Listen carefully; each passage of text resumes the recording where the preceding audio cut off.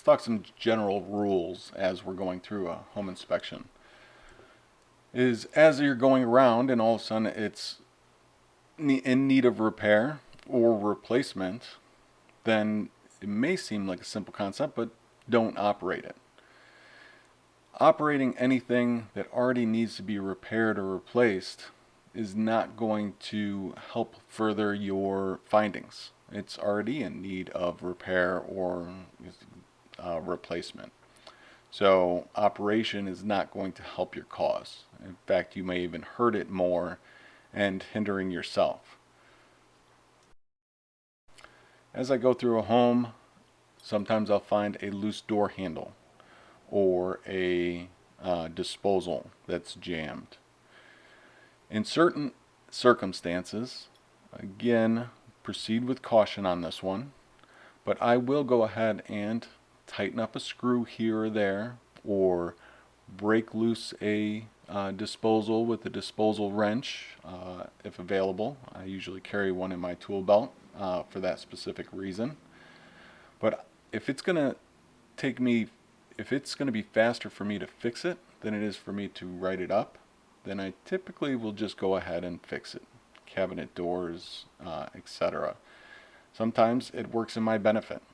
If the thermostat is not working because of a dead battery, and I replace that battery with my little battery pack that I carry in my bag, now all of a sudden I have AC or heat. So again, if you can fix it faster than you can writing it up, and again, minor fixes, usually just with a screwdriver. Don't bring your entire toolkit. You're just making things a little bit better and easier for yourself. Phone calls. Phone calls always come in the most inopportune time, whether it's that next job, it's somebody calling with a credit card for payment, a significant other calling to ask you to pick up milk on the way home.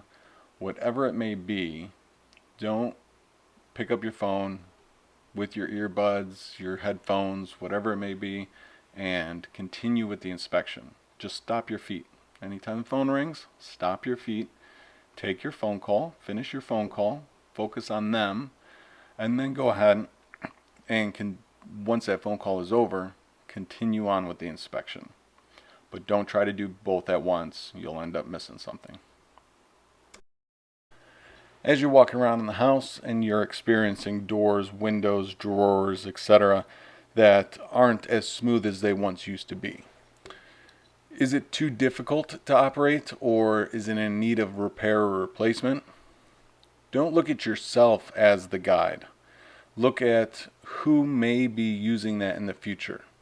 Possibly an elderly grandma or a child opening up a door, etc. So when I'm going around the house, I'm not going around the house as a big strong ex-Marine that can shove open any window and pull open every drawer.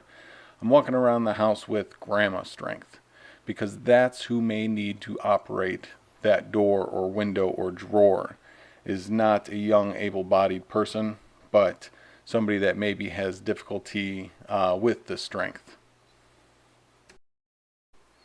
Expectation of privacy. When it comes to the home inspector, you have none. You're in somebody else's home. It is still their home, and you have no expectation of privacy. So, being videotaped with cameras, doorbells on the outside, etc., they're coming more and more common. Just proceed as if you're always being videotaped. Accept it, and don't do anything you wouldn't want to be caught on camera, because there is no expectation of privacy for the home inspector. That being said, there is an expectation of privacy for the homeowner itself.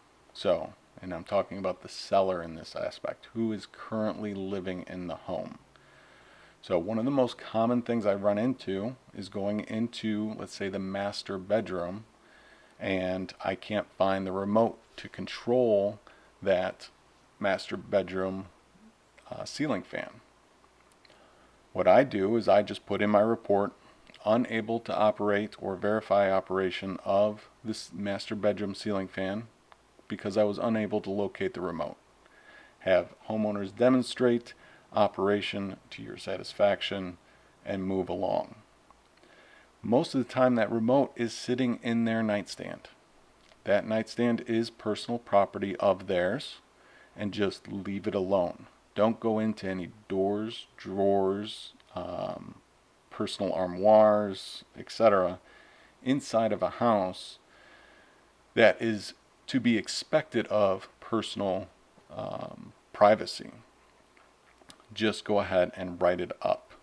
One of the things that we run into here in Arizona a lot is we do have panic rooms.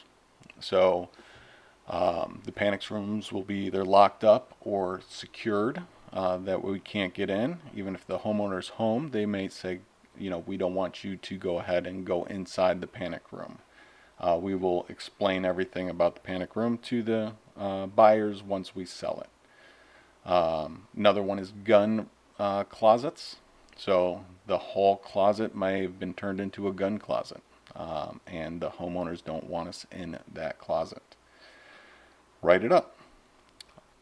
In the report, you state no access to panic room, no access to hall closet, and then put it back on the sellers to verify condition and operation in certain circumstances to the buyer's satisfaction.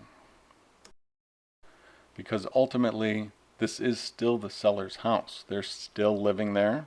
This buyer may not buy the house after your inspection. So it's the seller's house, so it's the seller's rules. If they don't want you to go into something, if they don't want you to do something or operate something, if they don't want you to go on the roof, in the shed, the panic room, gun closet, etc., even a child's room, don't operate the dishwasher, whatever it may be, it's not on you to fight to inspect it. It's on you to just say, this aspect of the house was not inspected, and let them know that you weren't able to because of a seller's request. These are just some of the general rules. More general rule videos will be peppered in throughout the series. In our next video, we're going to take a look at the arrival at the property and things to do before you actually enter the house.